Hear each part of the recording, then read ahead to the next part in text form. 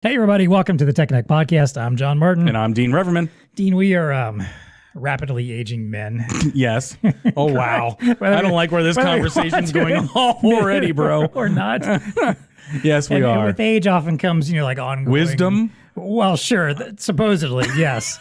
We'll let our viewers be the judges of But that. you're going to go a different angle here, Well, aren't you? There's some ongoing medical issues. Oh, yes. Chronic conditions you might pick You're up along predisposed the to way. getting some of that. Yeah, when you're young and you can bounce back like a rubber band. Yeah. Not so much when you get older. Have to go to the doctor a little more often. Yeah. It used to be like I'd just get my yearly physical and that was it. The doctor's like, "Hey, you're doing great." Yeah. Oh, we got some things to talk about. Now it's like, "Oh, hey, it's that day of the week again, isn't it, John? Welcome." But we're fortunate. We live in an area that has a very robust healthcare system. This is true. We have good access to healthcare and Absolutely. good insurance and all that stuff. Not everybody is that fortunate, though. Yeah. A lot of people live in rural areas that don't have that kind of access to healthcare. Yeah, for sure. And the chronic condition thing can be very difficult for people to manage sometimes on their own. They might neglect that stuff, and that's what then leads them to end up in the hospital eventually. This is true. Yep. When they could potentially manage that. So. Yep. This is where technology can help us. Aha! Technology. I knew you had an angle. Yeah, there had to be something here. Yes. So we're gonna talk a little bit about virtual care technology, how it can help out with managing these chronic conditions. Nice. Help out for folks that are in rural areas, people that maybe can't access healthcare as readily and as easily, right where they live. Yep. We've got JoAnna Witting, one of our folks here at BlueStar, our healthcare very BDM, excited about this one. joining us today. We're going to talk about. She's going to help us talk about that landscape in particular, explain what is going on right now, what are doctors dealing with, what are patients doing or not doing when it comes to their chronic management and care conditions. All right. We're going to talk about the virtual and tech-enabled care options that are out there, like RPM, telehealth. Got to be a all this kind of whirlwind that's stuff. happening in healthcare, right? There is. We're going to talk a little about the in-home care, and the nursing care side of things, nursing homes and stuff too. Whole other world also that deals with a lot of potential virtual care options. And, she's going to give us some other tips and tricks of where VARs might look to win some opportunities. There it is. I knew we're putting this all on JoAnna today to help revitalize our healthcare business. Well, thank God, because I don't know a lot about it. So we need experts in here telling us where the opportunities lie. There you go. You just know when to go get the prescription filled. Right? That's right. All that plus value to the VAR. What's TEConnecting? I'm with you. You'd think after this many podcasts, 160 odd episodes, you'd have it right off the top properly. Sorry. Yeah. It's time to plug in and get connected. Welcome to the TEConnect podcast. It's time to get connected.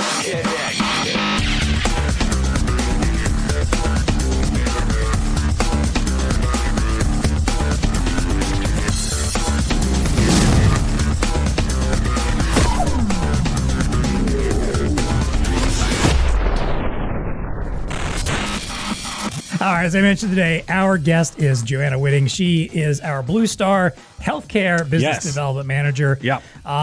You've had an interesting path, I think, to get to us because obviously you've kind of been on multiple sides of this spectrum here.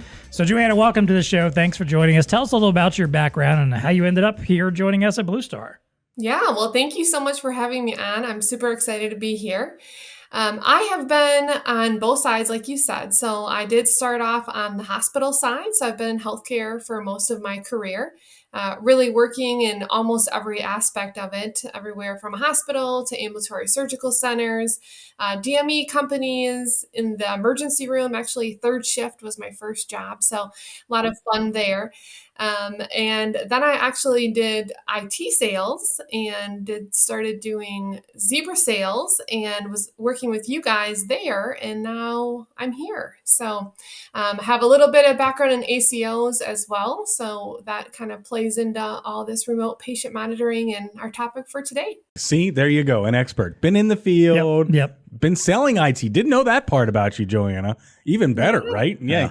That's the thing I always love when we talk to healthcare folks here. I feel like almost all of them have been in the healthcare field at some point. Yes. Have worked there on the ground experience where it's like third shift. I mean, you've seen things. Right? if you're working. Because no one else wanted to see. That's why they came at third shift. Yeah. Exactly. If you can survive that, you can survive anything, I think. So, Amen. All right. Well, let's get into this because we want to talk about this whole virtual care world and the idea of finding, opportunities in healthcare healthcare that goes beyond just the standard bedside stuff, barcode scanners and carts and stuff like that. Good stuff, great stuff. Not obviously value in that. And if you can sell that kind of stuff, awesome. But there are a lot of other opportunities in healthcare, I think, beyond that. And I think what we're going to talk about today can help maybe folks figure out where they might find a nice play out there. There you go. Okay. To win some business. So let's talk about the whole chronic care management. November, which is this podcast is releasing in November, is National Diabetes Month. Excellent time for us to have this discussion. That's one of, I think that's probably the chronic care condition I think that people struggle with. And in fact, over 50% of Americans live with a chronic condition. I count myself among those. I've got, a couple things with me, that I have it's fairly simple, all things considered, but stuff that needs regular ongoing medical management. So what are, JoAnna, what are healthcare providers dealing with right now when it comes to treating patients that have these chronic conditions? How are they managing it both on-site and beyond? What kind of challenges are they encountering that's maybe leading us down this path to technology? Yeah, so I think first and foremost, it's important to kind of recognize the amount of people that are impacted by chronic conditions. So as you said, it's about half, right? So in America or the United States alone, it's about 6 in 10. And 4 out of 10 actually have 2 or more chronic conditions. So it's a lot of people that we're talking about. And, these conditions like diabetes, heart disease, some cancers, they're very expensive also to treat. So not only is it a large number of patients to treat, but these conditions have really driven our nation's healthcare costs to over $4 trillion. So it's a really big, I would say, issue for us to tackle.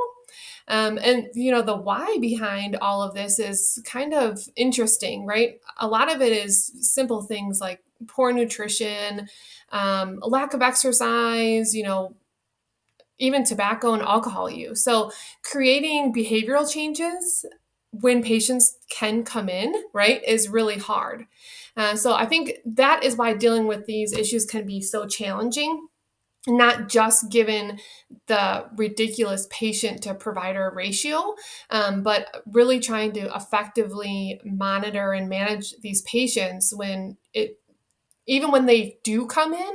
We're seeing things like the white coat syndrome, which obviously is, they come in and just the anxiety of coming into the appointment is spiking some of their vitals. So it's really leading to a lot of issues just to get them in the door and get accurate readings.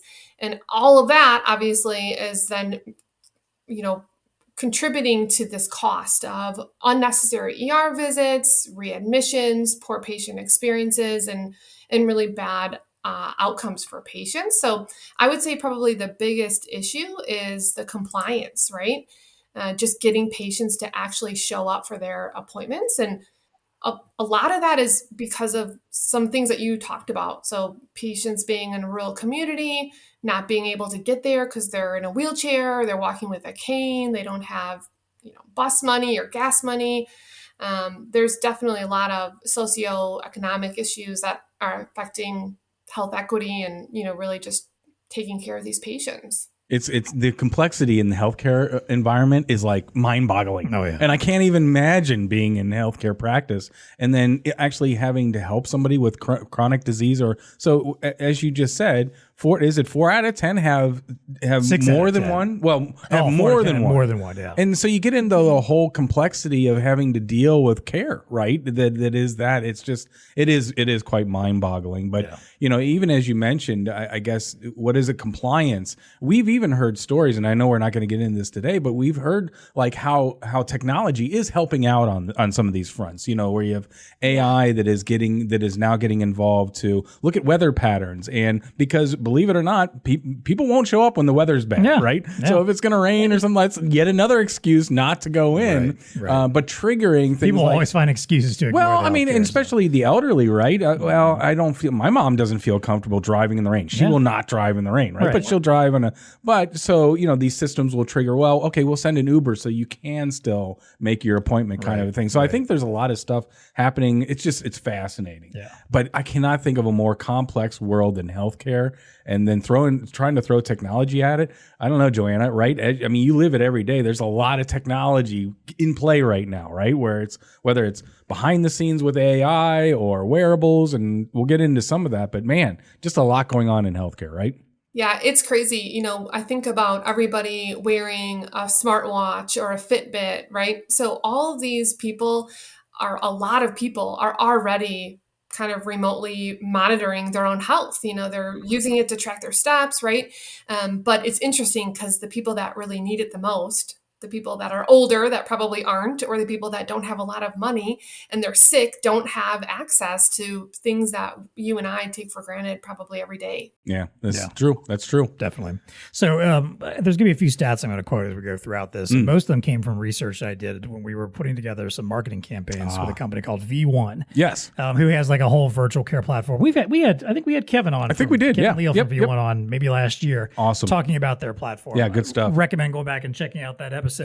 But, and I'll drop the link to their ebook in our show notes too. But, I found out just a lot of alarming stuff that it's one of those things you kind of knew to some extent that yes, we as a society, especially here in America, just aren't taking care of our health the way we should. Mm-hmm. There's a lot of these chronic conditions causing problems. People just aren't getting to healthcare as much as they should. And, then I come up across stuff like 20% of Americans live in rural areas without easy access to primary care or specialists. Right. That's a lot. That's a 20% of our population. That's a lot of people that can't just readily go down the street and find them and get to a doctor quickly and easily. Mm-hmm. And that's the kind of stuff that you start thinking all right, there's got to be better ways to do this. And then, I started thinking about all the stuff we've just mentioned about all the reasons people necessarily don't seek out care or don't, take the time to do it or don't have the ability to do it. But then you pile on top of that just the fact that our healthcare system is expensive. Mm-hmm. And people they say to themselves, "Hey, I don't want to go because it's too expensive for me. Even just a regular visit could cost me, an arm and a leg, especially if they're underinsured or have no insurance at all." Mm-hmm. It's like all this stuff just starts piling on top of the fact that we have these chronic conditions that people are dealing with because of the various lifestyles, the way we operate. And it just is this overwhelming burden that our system is struggling to keep up with, and then our population starts struggling to keep up with. So, again, obviously the reason why we're talking about this is because we do think that there is an opportunity for virtual solutions and tech-enabled care options that can really make an impact on where we are with public health, patient outcomes, healthcare trust. So let's get into that a little bit. And let's start with, you mentioned the remote patient monitoring, and a lot of us already kind of do it with our smart devices as it is, but there are even other solutions for that the hospitals and healthcare providers can provide. So let's talk about that. RPM for short, remote patient monitoring. What does it take to build one of these RPM solutions? What do providers then end up gaining from getting that out there and deploying it to their patients? Yeah, so there's certainly a lot of components to a good solution. So obviously you have the FDA regulated equipment. So things like blood pressure monitors, scales even, glucose meters, and realistically they're adding more and more every day, it seems like. And then there's the software piece. So having a dashboard so that providers can manage, multiple patients at one time. And so the patients can see, how am I tracking? What do I need to change so that, my levels are where they need to be? And then a lot of the hardware that we provide, right? So things like tablets, not just for providers and for visiting nurses, but for the actual patient. So a lot of these folks don't have a tablet. They don't have an iPhone, right? So being able to equip them with what they need so everyone can participate is certainly essential. I would just say, certainly any partners of ours that are looking to kind of build this out should definitely reach out to me and work with our VARMed program to kind of partner with an established RPM company. It's a lot more complex than people think, especially on the billing side of things. It can get pretty hard to get payers to pay. So making sure that you are working with somebody that knows what they're doing, I think, is crucial. Yeah, that's an interesting angle on getting the payers to pay. Yeah, that usually helps. I can see why that might slow down some VARs and be like, yeah, I don't know if I want to do this because I don't know if I'm going to get paid for this. Yeah, right. But a couple of... Yeah, go ahead, JoAnna. I was just going to say, and as far as, kind of what providers will gain, this is probably what I get really most excited about besides the patient experience, right? So you think about clinician burnout is at an all-time high right now. So imagine having all of these patients, I think about independent physicians a lot, where they're growing up with their their patients. Now they have all of these patients that are older, probably chronically ill, and now they have all of these patients that are really sick, and they need to manage all of them. And how is there enough minutes in the day to do that? So to be able to kind of, have a platform where you can set these protocols and let AI do some of that work for you, right? So that you're only really seeing the patients that you need to see, that you're having meaningful conversations with, I think is a great benefit for them. But also, just giving them the ability to free up more, not only time slots in their office, but hospital beds, right? So rooms. If we don't have all of these patients, that are getting so sick and having to be readmitted or go to the emergency room, there's not only going to be more opportunities, but it's more revenue for them, right? And just a little fact about the money, it's funny because for a long time, payers weren't paying Medicare, even still, a lot of payers aren't, but companies like Advantage Plans and Medicare are starting to pay for some of them. There's a lot of guidelines around it. Some things like you have to see patients 16 times a month, I think is one of them. And obviously all the FDA regulations around the equipment, but providers on an average, if you're looking at like a 200 person or patient practice, that could be like $27,000 a month for them just from Medicare. So certainly the ROI is there and they have a lot to gain. Yeah, it's interesting. A couple of statistics that you had in that same write-up that you did with V1. When you think about post-op RPM programs implemented, the Advocate Lutheran, I guess, is the general hospital that was on there. Study around it. They saw almost a $1,300 per procedure savings by implementing, again, a post-op RPM program. Also, a reduction of 30% in the length of stay. So when you think about it, I mean, obviously there's a move, and when you can equate dollars like that, that actually can help offset some of the cost of some of the technology that you're implementing. JoAnna, I think one of them that I keep reading about on this side of the fence, meaning the side of the fence that isn't in health all day long, is telehealth. That seems like that's had a dramatic impact in one of those areas. I think that a lot of our resellers, they should at least be cognizant of it, because as you just described, this is a great opportunity to enable, a healthcare facility that needs to do some RPM with tablets that can be taken home for a period of time and utilized by either people that don't have them, can't afford them, those types of things. So is that kind of some of the stuff that you're seeing in the marketplace? Again, a little bit more specific to telehealth? Yeah, absolutely. It was interesting. I heard a physician say, before COVID, some of our partners or some of these providers had telehealth already, right? And so then when COVID happened, they were like, okay, let's go.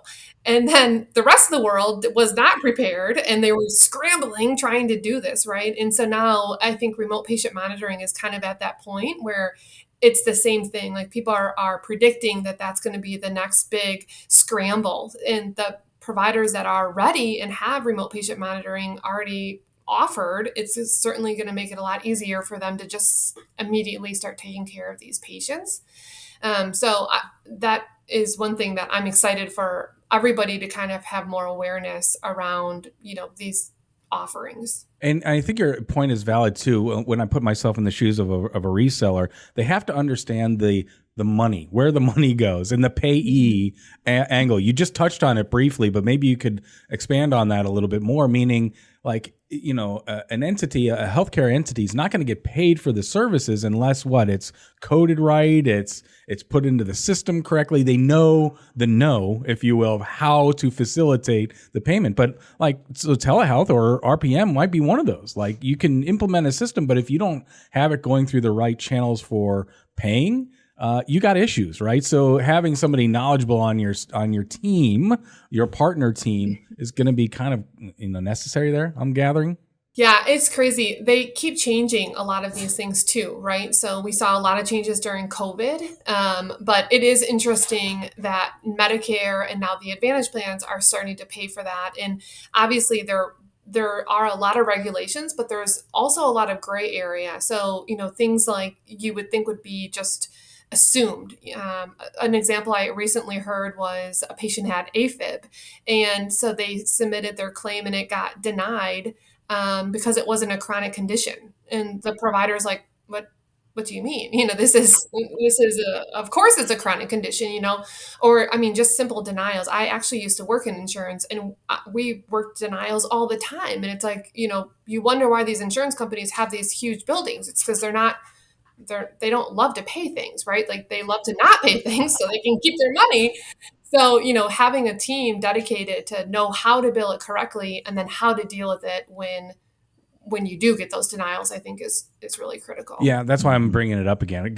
I mean, the retailer's got to have some of these knowledges, because I think you kicked it off well by describing the fact that there's opportunities, but the opportunities might be in the rural areas as well, right? And so helping these folks with this technology. So if technology is going to be the hero to help enable folks and kind of mitigate the distance, if you will, well, having good knowledge on how to get those solutions implemented by knowing how they're going to get funded, that's at least you got to have somebody on your team that knows that. It can walk the walk, talk the talk, or at least ask the questions, kind of a thing. It seems very much the reality in the healthcare world. I'll add a couple of things on there. One, when you mentioned this idea of the what happened during COVID and where we are now and how things have changed. One of the last iterations of these marketing campaigns that we've done with V1, we were specifically going out and talking to and targeting community health centers and some of the federally qualified ones. Right. And a big part of that conversation with them was that during COVID, the rules for adopting telehealth were very loosened for them. They were allowed to hey,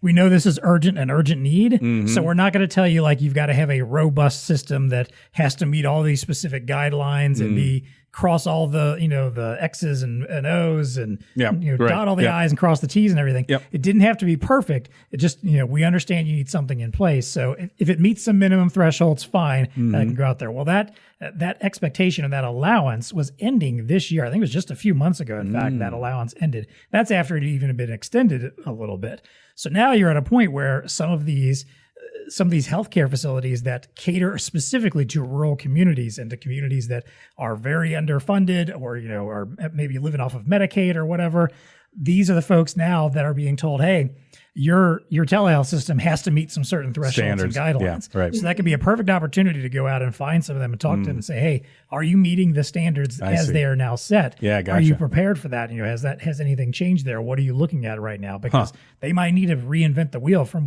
whatever patchwork system they threw together at that time. Right. Yeah. The Band-Aid worked for a while, but now we got to get legit. Exactly. Now the other thing I'll add there too is, we've been talking about the payee side and the payer and everything, and obviously the money involved here. And I know ultimately what we're trying to do is improve public health and help people's with lives and, living with chronic conditions and live longer and not have to go to the hospital so much. However, until our healthcare system is not a for-profit system, there's going to be money involved. Sure. And at the end of the day, this is a nice way that you can pitch these kind of solutions to hospitals and healthcare providers as well by explaining to them what's going to happen to them, what you're going to be able to put back into their pocket by doing this. You mentioned earlier with some of just the savings from that Advocate Lutheran study. Another piece of that study that came out was 38.2% reduction in preventable 30-day readmissions when they implemented RPM. There you go. That stuff is huge for hospitals. It's a big deal for hospitals to cut down on readmissions because typically at readmission, if you brought someone in and you treated them and then you said they're good to go and you left and they come back,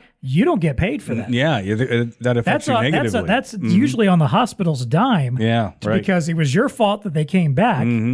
So they're looking for any opportunity they can. And that's the kind of, to make sure people aren't coming back in for the same condition. That's a perfect place where you can level set with them and say, hey, implementing the kinds of solutions I'm trying to talk to you about will cut down on those readmissions and, again, save you a lot of money, when someone's showing up back in the ER because of something you supposedly fixed before and they're back again in just a couple weeks' time. That's all on you at that point. That's all coming right out of your pocket. Fair.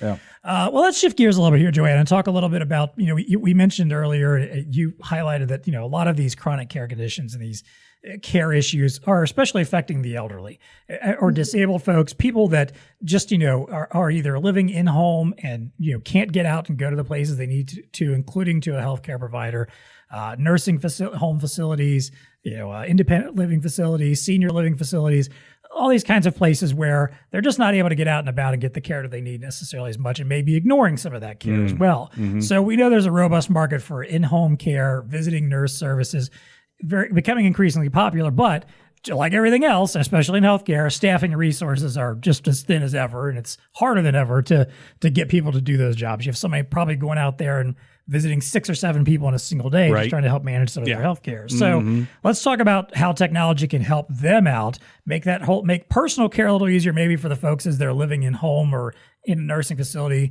and also help the folks out that are going and visiting them and helping them, provide accessible care, safe care, and just getting them what they need to manage their conditions too. Yeah, so I think that there's a couple things, and some of them seem really simple, but it's just a matter of implementing them. So I think about my grandparents and technology, and they're not very tech savvy, right? So you send them all this equipment, and then you're like, okay, can you pair this? Can you figure out how to make all of this work? And that can be really challenging. I think I heard a provider recently say it took them 2 years to get one of their patients up and going on their RPM plan because of the pairing. So there are companies that offer like SIM cards basically in the devices. So there's no pairing needed. The updates are just automatic. You see other things, where they're really enticing, maybe enticing isn't the right word, but making it really fun for them to do these updates, right? So making it into kind of a game with rewards, whether it's coins or, gift cards, whatever that might be. So certainly the compliance piece is huge. And if you can make it easier and funner for them, more fun for them to do it, then they'll do it. I think having a solution that really is going to encompass all of their needs. So not only at home, but also that's going to be integrated with, their PCP, their specialist, their care team, wherever that might be, so that they don't have to go repeat everything or forget to repeat some of the essential things.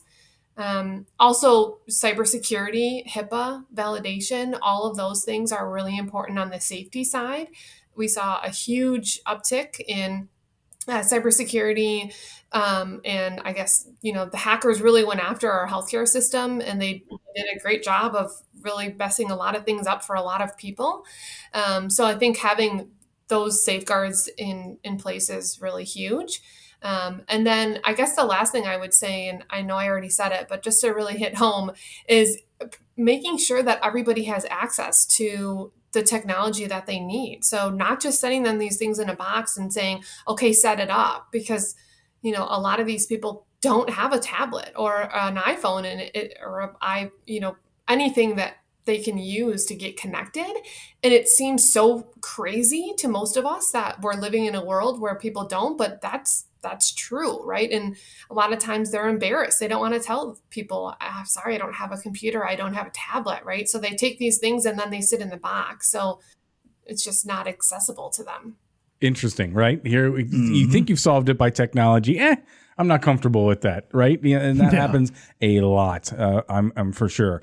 So, when you were thinking or talking, JoAnna, I was thinking to myself, one of the other things that I think is obviously going to be beneficial here is more of an integration. So you have more technology coming into play, but that technology obviously creates data. That data needs to be manipulated in a way that makes sense to the clinician or whoever. And so, I think that is, it seems like that is helping to the ease of using these types of things and cross-pollinating information. Are you starting to see that, JoAnna, where, you've got these tech companies, but ultimately, it's creating information around the patient and in the transfer of that data between sources, if you will, specialists and maybe the beginning hospital or whatever, things of that nature.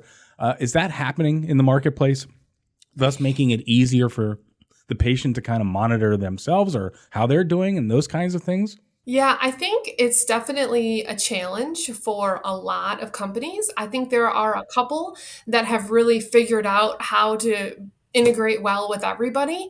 But there always seems to be, that one hospital that's still, using a fax machine, and they just won't get away from that, right? So I think we have a long road ahead of us before everything will be fully integrated everywhere. And obviously a lot of that has to do with just the safety of the information, right? So, it's mind blowing to me that people think that, this fax machine is, is super safe, but the integration of these systems isn't as safe. So that's healthcare though. Yeah, it's interesting. That's what kind of why I posed the question, right? I mean, we can all imagine this nirvana where our information just follows us around, but it's not there yet. That's been getting the a little better. Struggle in healthcare It sounds for a like while now, for a long time, right? But that seems to have so many benefits. Anyway, yeah. I think the other thing too to that is even when sometimes everything is talking, there's such a delay, right? So, you might get the information, but it's so delayed that now a new set of vital information is really what you should be looking at. So it's kind of like, not only do we have to get everybody connected, but we have to get them real time connected so that it's accurate information you're looking at. That's a great point because, I mean, let's be honest, in healthcare, knowing what's happening in real time can be the difference between life and death. Yeah. Quite literally. Yeah. Oh, for sure. Absolutely. But it's interesting. One last statistic, when you think about personal care made easier, more accessible, I think that getting back to the telehealth, people really embrace that. Mm-hmm. I think I saw the statistic, 86% of people who engaged in a telehealth, meeting or thing, not enjoyed it, but it was, reacted favorably to it. So, if that's one of those things where getting back to your white coat syndrome, right? I don't want to go into the doctor. I don't want to, all I have to do is turn on this iPad and have a conversation. Much easier. In the care of your own home. Yeah. In the care of your own home. Don't need to leave your chair for crying out loud, that kind of thing. There's some significant benefit there, I'd imagine. Big time. Yeah. I think the other part of this whole in-home and nursing care aspect and nursing homes and senior living and all that stuff that I think is interesting too. And JoAnna, you had pointed this out when we were kind of talking about doing this episode and, researching and talking about some of the companies we've been working with. And you mentioned Attestive and other companies like that are doing stuff out there around fraud and around identity protections and making sure that, because again, a lot of these situations you're dealing with are with elderly folks, disabled folks, people that may not have as much tech savviness as, in the modern technology world, or might not, might be a little trusting about the people that show up and say they're there to provide health. So just making sure that the person showing up at their door or giving them, healthcare, just giving them healthcare is someone that's legit, and someone that is going to be giving them the proper care, someone that has been properly vetted, someone that is not going to go in and try to steal from them in some way or tell them like, oh, you got to give me X amount of money and we'll give you this treatment or something. Yeah. It's unfortunate that it's something that exists. Sure, yeah. But, it's companies like that are helping try to make sure. And again, this is all just these little bits of technology that can be out there that can, where you can win some opportunities on. Again, I know the golden nugget that people might see when it comes to healthcare is like, I'd love to go and sell, a whole barcoding system to an entire hospital system. Right. The millions of dollar deal. Like, that sounds great, but those are literally one in a billion. There are incremental deals. ways to get into the healthcare system as well, right? Exactly. You can still make some money off of it by finding other opportunities like stuff like that. I also think back to, and there's another situation, someone we had on the podcast. We had Keon from Independent on, again, maybe about a year and a half ago, talking about for like the senior living environment, where they basically were just providing virtual care options, among other things, on a patient's television, so that you could have someone in a nursing home or maybe even living in their own home or in a senior living facility that their own TV can be their access to healthcare, whether it is making appointments, whether it is submitting information about, what's going on with your healthcare, reminders to take your medicine, exercise videos. Yeah, information on how to, or just connecting with what's happening around the community and stuff like that. Like the kind of stuff that can help, someone, an elderly person or someone with a chronic condition manage their day-to-day and stay connected with healthcare providers. Right. Yeah. Something like that, very simple piece of technology that can go a long way towards changing outcomes for these type of patients. So again, look for those opportunities that are out there. But let's JoAnna, we'll let you kind of even make this a little simpler for us. Where else do you think, beyond what we've talked about, is there anywhere else you think the VARs should be looking for opportunities to implement this kind of virtual care tech? Anything we've missed outside of the standard hospitals and healthcare and the senior type services? Yeah, so I think I would just reiterate that we really have to make sure our VARs understand the full scope of the solution. So I think really partnering with an established RPM or a healthcare partner is really critical, right? Because you do not want to try to offer this and then not know what you're talking about, because it will be very obvious very quickly to the people that, are interested. But once you find them, I think some areas that, you could kind of look at that maybe we haven't discussed yet are, besides rural areas, overpopulated areas. So it's funny, I live in Atlanta and there are so many people here. It's amazing. I'm like, oh my gosh, why do people keep moving here? But I moved here, so I guess I'm part of that problem. But, it's like the infrastructure in these big cities sometimes cannot handle it. So to get an appointment is really hard. There's just no slots available. And the other thing is independent physician clinics or even IPAs. So these, groups of independent physicians, I think is a huge area that we could help support them. And again, just to go back to the benefits, we are really helping them. They have a huge burden right now as all of their patients are aging, and just, I can't imagine the stress that is on them. And then they can't keep staff, right? All of that. Home health agencies is another good one. So you think about, a patient goes into the hospital, they get discharged, they go home. Well, a lot of them are discharged with a home health agency, right? So under their care. Well, if they get readmitted if they get readmitted to the hospital and then they get discharged again, they're probably not going to go back to that same home health agency for obvious reasons. So I think if you can find home health agencies that have high readmission rates, but they're eager to keep those patients under their care, that could be a great benefit for them, kind of some low-hanging fruit almost. And then lastly, I think really important is ACOs. So I think, value-based care, obviously I am very passionate about it. I feel like it is the future of what we should be doing. Absolutely 100%. Once that gets widely adopted and is integrated, I think we'll start seeing a lot of opportunities, not just for remote patient monitoring, but for the nurses that are going to go, for companies like Attestive and Independa. It just really is going to open up a lot of doors for us to help these folks. Yeah, good stuff there. As I sit back, I was also trying to think of other ways that, resellers could kind of get in the game, if you will, or other opportunities. There's other angles into healthcare, I guess. You could go through the insurance company angle. I mean, they're looking to be efficient, or vet solutions, and then they can obviously have pull or push on implementing certain types of solutions. Yeah. So that's an angle that's unique, and there are smaller insurance companies, some of them that are out there.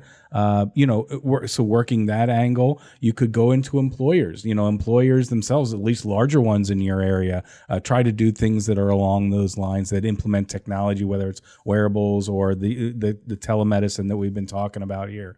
Implementing those types of programs. So there's other angles, I guess, than just going to the hospital itself, knocking on the door and saying, "Hey, you want something? You need some tech." Yeah. I didn't have anything particular to add here, but you just mentioned the whole, the insurance thing, for example. I help my mom manage a lot of her healthcare stuff, and I help manage like her Medicare, and I notice sometimes when I'm paying attention like to her Medicare portal and get emails about the stuff they've got going on, there is a lot of that. There's a lot of things where they're offering like, hey, sign up for this to help out with fitness, or sign up for this for reminders, do this and you can get a Fitbit. To your point, there's the insurance companies, I know we think about them as just being the bad guy most of the time. You're like, oh, they're just the ones that want to make as much money as possible and cover as little as possible, hoard it, right? Yeah. But in reality,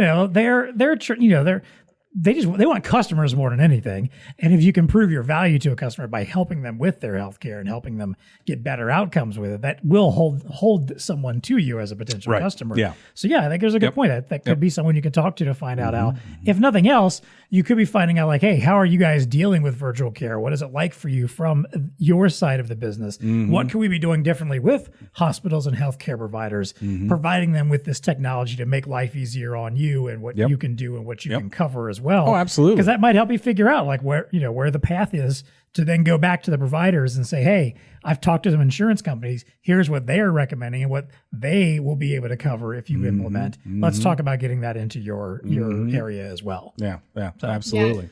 Definitely, like managed care organizations, I think are huge for that, right? Because and really, insurance companies as a whole, they don't want to pay these claims. They want to to kind of follow the shift of value-based care, of being more proactive. So keeping patients out of the hospital, out of the ER, keeping their costs down. So I definitely think that's a great place to look. I think it's really, really challenging, especially when you're talking about, Medicare and Medicaid. I know right now there's a couple states that are starting to pay on the Medicaid side for remote patient monitoring. And I feel like the folks that are really working that are the trailblazers. They have a lot of grit. It is hard. I did it for a little bit in one of my past positions. And it is hard. And you're just banging your head every single day, explaining why things are medically necessary, why this is a good idea. But eventually, I think people will come around, and I think we're also going to start to see a shift from, right now it's really focused on chronically ill patients, right? So more of patients that are really sick and are older. And I think we are going to start seeing it shift to younger people, right? So back to kind of the whole, how many people are wearing a wearable watch or something, right? So we look at pregnant women. Like that's a great area, I think, that we're going to start seeing. There's a lot of statistics around health equity. If you're Black or brown, you're going to probably have a worse outcome. And that's just the way that it is right now. But when we can change that model to now the care is in their own four walls or in their pocket, I think we're going to start seeing that really positively affect some of those issues that we have. And then even just with kids, right? So after they're born, they sent me home with my baby, and I was like, you guys trust me with this baby? Like, if there's a problem, call us. And I was like, I don't know what's a problem. Like if they turn blue, so kind of having that monitoring of babies, right? Or even asthma in kids. So I'm excited for that, because I think right now we're in kind of the trying to figure it out, trying to get everybody on board. But I think as it's slowly adopted, we're going to start seeing the patients that have more access to a lot of these things and are more tech savvy and really need the help and want it be available to them. Yeah. I think that's a very good point you made there too, because, we talk a lot about these conversations about virtual care and these solutions out there. A lot of times we're talking about health equity, which, disproportionately affects women, patients of color, especially women of color. Let's be honest. We know this. And again, I think that's maybe another place for you to go look, because if you're checking in with, providers that cater to those particular markets and those particular demographics, they're the ones that are probably even more challenged than any others, and are looking for more ways to keep those patients engaged and help them out. And like you said, just the idea of, sending someone home and be like, hey, good luck. We got you as far as we needed to go. Hopefully this works out for you after this. That's the kind of stuff where, wouldn't it be nice to be in a situation where the healthcare provider can say, hey, you're going home, but we're sending all this stuff home with you. We're going to keep monitoring you on a regular basis. You don't have to come in as often. You don't have to check in. We're just going to keep tabs on things, and we'll let you know if we see something irregular or unusual. Yeah. Wouldn't we all love that? For sure. That's awesome. Well, no, it goes back to the whole when you first go home with your child, and it's like, yeah, that's what they do. They wheel you outside and they say, they literally wheel you to the curb and say, well, good luck. Yeah, you're ready for this, right? And you're like, what? Had I not had a wife that was one of 6 children and understood the whole, because I'm the guy, I don't know what to do here. What do I do? My whole thing was I just read a few books. I was like, all right, I'm going to read as many books as possible before this kid gets here and hope. Now, granted, half of what I read got thrown right out the window in the first week or so, but at least I felt like I had a little bit of a baseline to help figure things out. So. But maybe if I had a little kit, with some remote monitoring. Exactly. I think to JoAnna's point, the baby's not dying. Kind of a thing. Yeah, because everything terrifies you in there. Everything terrifies you. Yeah. Like, oh my God, they didn't breathe for half a second. Like, well, you don't breathe for half a second sometimes either. It's fine. Yeah. That literally happened to me. I took my baby to Florida, and I was with my father-in-law and my husband, and I freaked out. And I was like, I think my baby is allergic to your cat. We need to get a hotel. Like, she can't breathe. And they were like, I don't think that's it. You just need to calm down. And I was like, no, we need to get a hotel, a 5-star probably. Exactly. I didn't win, but I tried. There you go. All right. Well, hey, in a moment, we'll tell you a little more about how BlueStar in particular can help you go out and win some healthcare business. There you go. Yep. But before we do that, I want to, as always, thank our sponsors here of our TEConnect program and our TEConnect podcast. Of course, Zebra, who I know, JoAnna works with quite closely, our big time sponsors. We always appreciate their support of our show and our TEConnect program. And again, some of the fantastic, folks that we've talked to in healthcare over the last few years too. Yeah. Hey, if you like what you see and hear on this podcast, if there's other healthcare topics maybe you want to hear about, we need to hear from you. First of all, simple thing you can always do, like our show. If you're watching on YouTube, hit the like button, subscribe to our channel, leave us a comment. Listening on any podcast, audio format of your choice, if there's an opportunity to rate and review, please do that as well. Yep. But more importantly, if you have ideas for the show, if there are other topics in healthcare you'd like for us to discuss, happy to bring JoAnna on. JoAnna's got lots of connections that she can reach out to and bring on for us also. So just let us know. We need to know drop us a line. There you go. So you can always find a link in the show notes to send in some suggestions to us and get a free t-shirt just for doing so. Or you can also email us at any time, TEConnect@BlueStarInc.com. All right, let's wrap things up here, starting with our value to the VAR. And, as I mentioned, JoAnna, I kind of want to talk about what we here at BlueStar do because, we're not, we know healthcare is a very challenging field from, the people and the patients and the providers and all the folks actually living in it. Absolutely. But also for the folks in our world who are trying to sell technology and implement technology help out. in this world. Yeah. So explain a little bit about, what BlueStar offers to our VARs and maybe our ISV partners also to help them go out and win new opportunities in healthcare.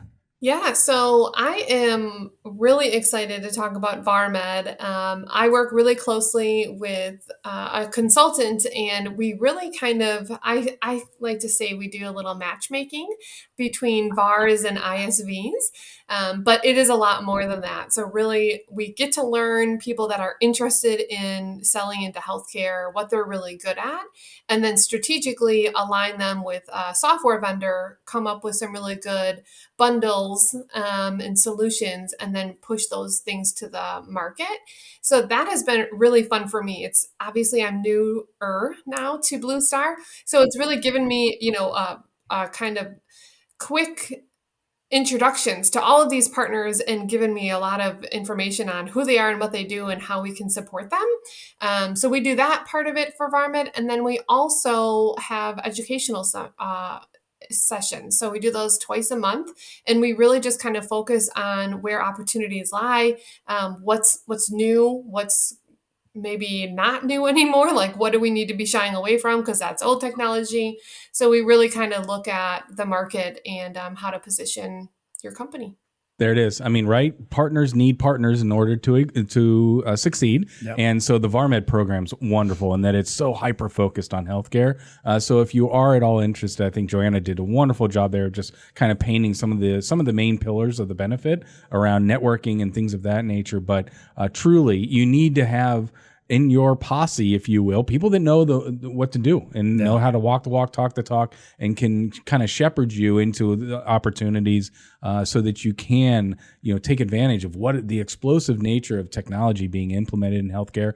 Look, at the end of the road, if we are all going to reach these nirvanas of great healthcare, we all have to be practitioners and getting the technology involved. So, VARMed's a great program. Definitely. Helping out with that. Yeah, and JoAnna mentioned earlier, that a lot of folks, especially that work like on the Medicaid and Medicare side of things, are always banging their heads against the wall trying to figure out how to get involved in this stuff.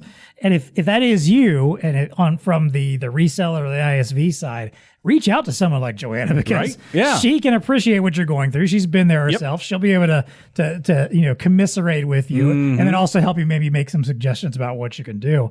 And I'll just say also, on the educational side of it, I've mentioned a couple times some folks we've had on the podcast. Every time we've had a healthcare episode, we don't do a lot of them necessarily, but when we have done them, I think they're always some of our best guests with some really interesting insights and knowledge, whether it is about implementing digital signage, whether it's folks like Kiana and Independa, V1, Ambient, all these folks that we've had on over the last few years talking about healthcare and opportunities. So many. Great places if you're looking, again, for ideas about where opportunities might lie and the kind of partners you might want to have. go back through our feed. Maybe I should make like a separate playlist. Little playlist, stuff or right. something. Yeah. I love making playlists on YouTube. They're quick and easy to do. So, I'd be happy to do something like that or guide you in the, a direction of some of those. But again, if you're just looking for some of that. And I think the other thing there to realize there too, and I think this is what our VARMed program helps out with, because I know you do a lot of like actual like discussion and research with folks in the field, and actually practitioners, and understanding what their challenges and what they're dealing with, and how, talking to them about technology is to, I feel like we've grown this understanding that healthcare is not about a quick sale. We've mentioned this a couple of times already. If you're out there just looking to make a quick buck, healthcare's probably not the place to start. Yeah. But you can make some very meaningful sales, meaningful relationships. And again, if you do get down that road where you become a trusted partner with a healthcare entity, they can be very lucrative down the road too. Just as long as you understand that it's not a quick play, and that it takes time, and more importantly, that it does take partnerships. And I think that's where we can help you out, is by helping create those partnerships and connect you to the right folks that will get you where you need to go and help you win some of those big opportunities maybe down the road, or even a bunch of little opportunities. A bunch of base hits. Yeah, get you absolutely. in the door. So there you go. Absolutely. Play some small ball. There you go. Small ball. I'll continue your baseball analogy. Yes. All right. Let's finish up with our favorite segment each week. What's TEConnecting with you? Yes. This is where we get to talk about something in the world of science, business, tech innovation. Just something we feel like chatting about today that's got our attention. We want to share. All right. So JoAnna, I'll let you kick it off here. What's TEConnecting with you right now? Drones. Okay. Drones. I had no idea that they were as useful as they are. And I was really pleasantly surprised to see that they are starting to be adopted in healthcare. Not necessarily in the United States, but in other areas of the world. So I actually read an article about there was a guy in his garden, and he had a heart attack, and his neighbor was a doctor and recognized that he was, of course, he was a doctor, because otherwise it wouldn't have probably made the news. But he called 911, and they had a drone deliver a defibrillator, and it saved his life. So get out of town. Wow. That's I think that is going to be not now, not like in the near future, but I cannot wait for that to be our future, of like you call 911 and a drone comes and delivers an EpiPen, or, whatever you need to save somebody's life, especially in a big place like Atlanta, where you can wait hours for the ambulance to come. So. And can't even make their way over there. Yeah. That's awesome. Yeah. They're stuck in traffic. I thought you were going in the angle. I think Amazon is now testing some drone delivery of pharmaceuticals, if I'm not mistaken. I know they had their whole like big pharmaceutical program. It doesn't surprise me. I mean, they were, they've been playing with drones for a while now. But I think they're actually like somewhere in Florida, where the weather's generally nicer all the time. Yeah. And there's a bunch of old people down there, so maybe that helps. That's right? The perfect mix. The per capita, yes. There's demand and there's the ease of transit. Yes. I think they're starting to utilize drones in that. I'm with you, JoAnna. It is pretty cool. I don't know. Are skies going to fill up with these things zipping around? Oh, that's always the big question. Is like, I'm all about figuring out interesting uses for them, but I'm also not like, I don't want to be just this constant hum of drones over my head all day long. Right? Did I tell you the story when I went on vacation? We were down in Destin, Florida, and now there's the helicopter rides. And so you're trying to sit on the beach and relax, and all you hear all day long, back and forth. So to your point, marketing. Well, yeah, no, I hear you. That's fair. But, we got this line of drones just zipping around in 20, 30 years. Is that what it's going to be? Yeah, probably. Don't know. Yeah. But that's a good use case of what JoAnna just brought up. Yeah, I just think it's going to be amazing. And I think about like all these, like my family, we have some hunting cabins around, and, all these older men, they have all of them have chronic conditions, right? And we're all like, oh my gosh, I hope nothing happens to them. But if there was gives me a little sense of relief, I guess a drone could go save their lives. Yeah, there you go. Yep. Very good. All right, I got one. I've got one in the healthcare field, right? Okay. So I get brownie points for that. Sure. Eye scanning AI predicts and detects diseases in world's first study. So researchers have developed an AI tool able to detect eye disease, of course, by doing a retinal scan, but also predict the risk of health conditions, including things like Parkinson's disease, heart attacks, and strokes, just by, again, that retinal scan that you're doing. So do you like getting your eye scanned, by the way? You don't mind? I mean, You probably used get them to it, scanned but all the time. Yeah. I'm not overly fond of it, but well, apparently it's better than dilation, I guess. Yeah. Apparently, you can learn a lot it provides a non-invasive window into your nervous system and the capillary network made of, all those tiny little blood vessels and stuff like that. So the model has been created, the AI model. It's called RetFound.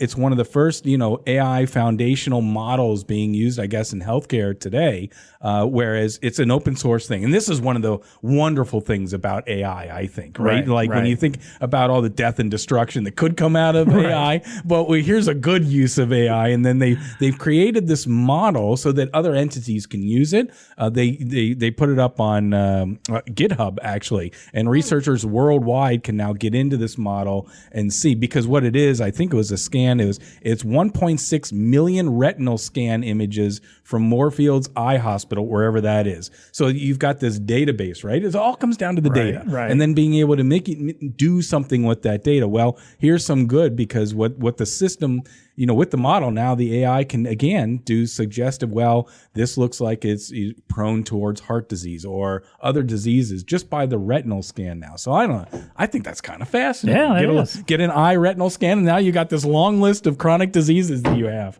No, I'm kidding. That part's a little depressing. That's a little depressing, but I mean, at least you can find out rather quickly without scan the your eye poking and and go, prodding or not taking blood, because there's the whole needle factor and all that kind of good stuff. We're inching ever closer to like the Star Trek bit. Oh, we are, dude. Where you just lay down and they just pass the tricorder over Bones, you, and a little thing just scan over you, and they know everything that's wrong with you, everything that fix about you. Yeah, that's it. I want that world. That's right. Yeah, we're heading that way. Well, we were promised it many, many years ago, but we're just a little delayed in getting there. Yeah. Anyway, we're like a lot delayed. Yeah. Okay. What's TEConnecting with you, my friend? All right, I don't have anything healthcare related. Unfortunately. Okay, that's right. No brownie points. If you want to find a connection there, maybe you could. But okay, so it's been established that I'm a fan of Taylor Swift. Yes.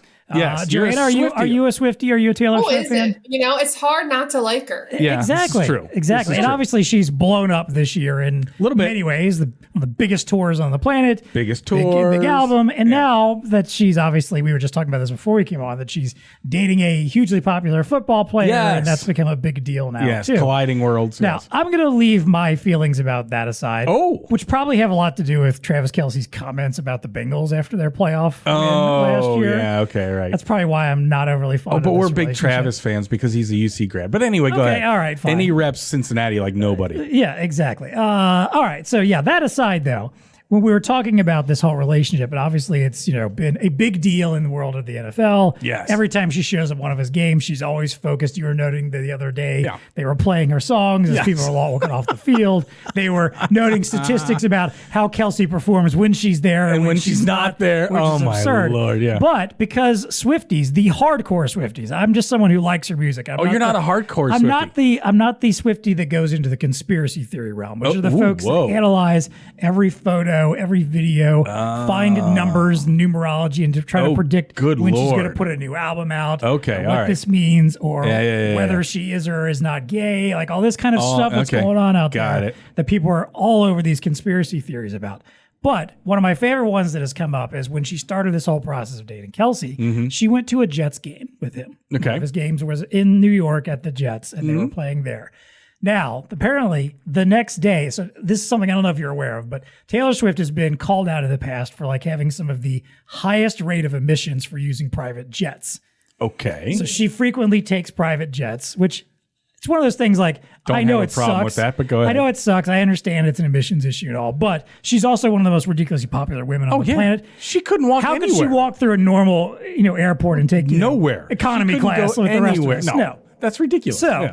Leaving that aside, though, and again, that particular problem. So it's something she gets called out on quite a bit. All right. Well, apparently, after she attended this particular game, if you searched Taylor Swift Jets on Google or on the internet, instead of usually finding a bunch of articles and trackers of how many personal jets that she's taken and all the emissions that it's causing, you now saw hundreds of articles about her attending a Jets game and dating Travis Kelce and all that kind of stuff. So the conspiracy theorists come out saying this is an SEO play. This is all part of the plan. Are you serious to bury right now? To bury this one of these few negative stories about her good Lord. underneath an NFL football game. So there we go. The whole thing is she decided to start dating some dude just so she could throw go off to a search engine optimization and change the Google results. Google algorithms. It started making me think. I'm like, are there any other teams that she could somehow like get involved with? To like, you know, like if she like, you know, is caught on camera like kicking a baby bear, can she go to a Cubs game and get that race? Right? You know, like I'm just trying to think. Just as ludicrous. Is there any other sports she can start dating somebody in to figure out if there's ways to you know, to change the Google results or something? I don't know. Lord. People will stop at nothing, will they? They will not. So that was one of the more interesting theories I've ever come across. With an interesting little Taylor. Technology angle. I mean, if she did actually manage to do that, she's one of the greatest. I mean, she's one of the greatest marketers of all time. But man, like, how do we game that for our SEO and figure out how to make that work for us? So, all right, that's a good one. That's what's TEConnecting with us today. JoAnna Witting, thank you so much for joining us. Thanks, Appreciate JoAnna. having you on the show. Yes, thanks for having me. Until next time, you know, go out and win some healthcare deals, find some opportunities, connect with us if you need some help. Absolutely, VARMed. Yeah, and if there's anything bad going on with you or your business, just figure out how to manipulate your SEO like Taylor Swift, and you'll be A-okay. And as always, folks, please stay connected. TEConnect Podcast is brought to you by Zebra. Are you looking to stay up to date on industry news, market evolutions, product developments, and more? You better. I mean, I hope so. I mean, no, I'd like to stay in the past. So if you're listening to this podcast, I assume you have some interest in some of that stuff. You better. Yeah. Well, Zebra has select resellers covered with their competitive intelligence portal, designed to monitor, curate, and communicate the activities, events, and strategies of Zebra and its competitors. That sounds handy. The competitive intelligence portal provides easy access to tools like a differentiation analyzer. Nice. Yes. With dynamic portfolio comparisons for Zebra products to competitors and other Zebra devices, identifying advantages and disadvantages. This is the kind of thing I don't think you get too many places. Right? You'll also have access to a searchable daily news feed and social media monitoring, enabling users to stay abreast of products, innovations, and press releases for Zebra and other vendors. Now, I'm not sure if they'll keep you up to date on what Taylor Swift is doing. Yeah, but you know, I'm not sure other if that's business in the portal or not. intelligence. We're going to go down the business. You can drop me a intelligence. note if you want and see if maybe they'll add that. I don't know. But I mean, let's be honest. Taylor Swift could be good for business. If Well, it could be. Yeah. Somehow you're able to capitalize on a Taylor Swift appearance. She showed up somewhere. with the zebra, you know, all right. There you go. The portal is only available to North American members of select Zebra partner tracks. Check out the link in the show notes to see if you are eligible and to access competitive resources. TEConnect Podcast is also brought to you by ELO. You're looking to meet the needs of both hospitality and retail customers and their employees, as well as their busy on-the-go consumers. I mean, if you have anything to do with retail hospitality, again, you should be doing this. Yes. I feel like there's a lot of no-brainer stuff here. Well, sometimes we got to remind people. I guess so. Yeah. The new ELO M60 Pay is a mobile POS computer designed to support everyday business. I'm excited about It's this guy. a rugged enterprise-grade all-in-one device with a 6-inch HD touch display, Android 10 OS, Qualcomm Snapdragon 660 octa-core processor. I think that's a new Marvel supervillain, and all the requisite connectivity options. What puts the M60 above other mobile computers is the productivity that it also offers, with integrated payment capabilities to speed customers along wherever they are. There it is. The Payment. M60 is equipped for dip, tap, and swipe. Yes, sir. The latest dance trend I hear. You know, Dip, and all swipe. the hip kids are doing the dip, tap, and swipe. So that means it accepts EMV cards with chips, NFC contactless payments for cards or mobile devices, and the traditional old-fashioned mag stripe cards as well. Of course. If you're still using that, or if anyone's still using those. So 90s. So 90s, indeed. That's so 90s. Perfect for tableside service, line busting, curbside pickup, and anywhere your customers need to accept payments. Honestly, if I was out shopping or eating somewhere and someone approached me with an M60 and said, hey, we'd like to take your payment, I'd probably just instantly become a loyal customer. There you go. Like, you're just so cool and ahead of the curve. Frictionless. Yeah, look at this. You just tap and boom, you're done. I'm on board. So there you go. That's your pitch. And you're out there selling this devices. John Martin of the TEConnect podcast says he'll be a loyal customer if you're using this. Bingo. Through that all. I'll sell thousands of them for you. To learn more about this amazing device, check out the link in the show notes or contact the BlueStar ELO team.